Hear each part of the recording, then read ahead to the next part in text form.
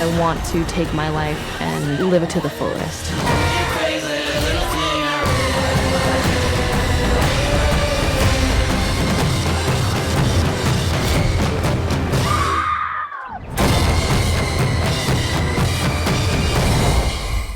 Jeff from Vegas, Ari, Andy. Jeff from Vegas. Yes. Hey, Kind of looks like, Jeff, good to see you this morning. oh man. First of all, you guys are nuts. I just have to say that because I watched this last night. I had such anxiety. I mean, just every moment I was worried for you guys. But man, I just admire you so much for just how brave you are and courageous. Because I wish I had just a tenth of your courage. Thanks. We'd get you into it with peer pressure, buddy. We would just shame you into it. Yeah. Well, Ari, the series, you travel the country with the best highliners for 30 days. How long has this sport been around? This is the first time I've heard of it. It is the first part of it. It's funny that people have been calling it my career, but it's just this really niche thing that no one knows about. How long has it been around? I don't know. Andy is really the guy to ask because Andy is really the innovator. He's like the godfather of the whole sport. Yeah, I mean, in terms of like funambulism, which is like balance sports that goes back thousands of years. I mean, people have been walking on vines, and tightrope history is pretty comprehensive in terms of people being challenging each other, doing blindfolded walks up churches, things like that. And that goes way back. But in terms of just modern day slacklining, you can kind of see it start around the 60s to the 80s with climbing webbings. They used to use webbing to make anchors. I mean, they still do. They use webbing anchors, and if you just stretch it out flat, you can walk on the webbing. So the first actual highline that is kind of recorded in history was the highline at Lost Arrow Spire in Yosemite National Park that was walked by Scott Balcom.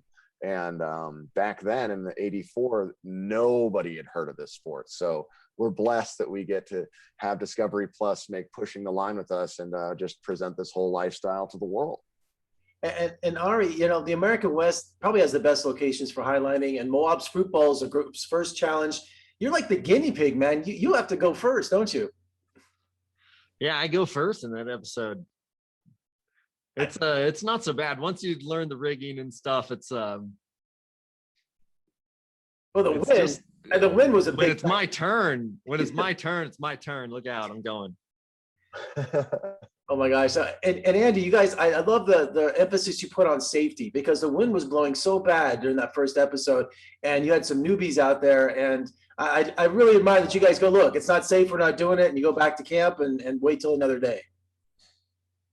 Yeah, safety is definitely a concern of ours always. And a lot of people are like, oh, you're just crazy, you're suicidal, you've got a death wish. And it's kind of the exact opposite. We're just trying to embrace life to the fullest and kind of use our perception, let's say, of the world, how we view the world, to bring ourselves to what we consider our highest state.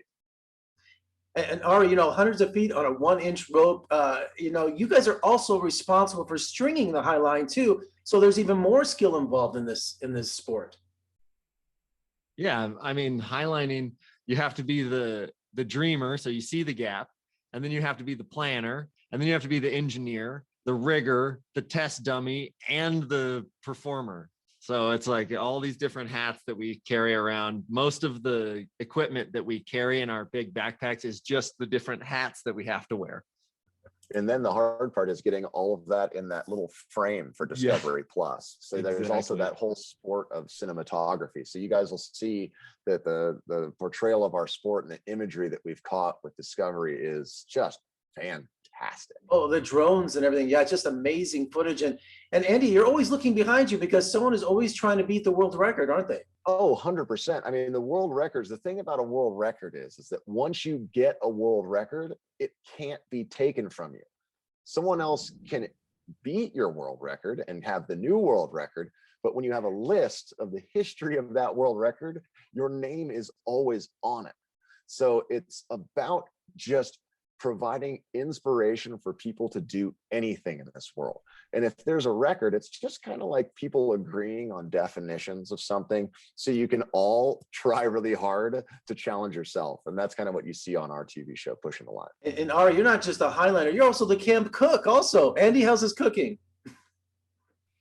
Oh, it's amazing. He focused on just nourishing us and always being there for everybody who had any kind of eating complication, and it was just fantastic. We ate well. I miss his cooking, actually. Yeah, because you guys are like, it's like a sense of family with you guys. That's what I really admire about the show too, is that you guys are all good friends, and you know, it's just, it really shines through.